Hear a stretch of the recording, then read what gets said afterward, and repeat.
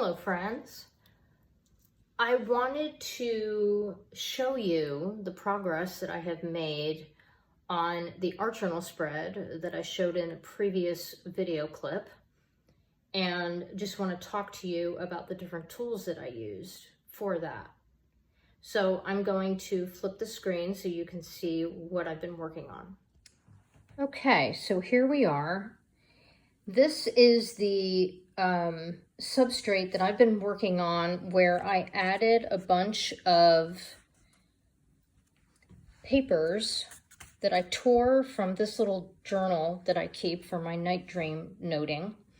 And there are many layers of those pieces of paper that I adhered to this substrate on both sides. And then I added a little bit of this tan colored paper underneath on both sides. And then I added more gesso on top of that as well. So the next thing I wanted to show you was some tools that I used since then. This particular sponge, I used some gouache paint, which I have over here in black. And I used that to create the black edges that you see all along here. I created edges with the edge of this.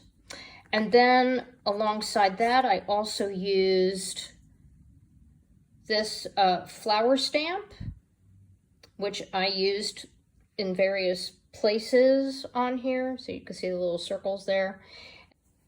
So this is the pastel crayon that I used to highlight the areas where I put the flower motif stamp in various places, and I rubbed that with my finger. But I used a green in various places, like right here and in here, and I just did a bunch of mark making throughout this area here. This is the green oil pastel I was looking for. I've been having so much fun with working on this substrate and on the various elements that I have added since then.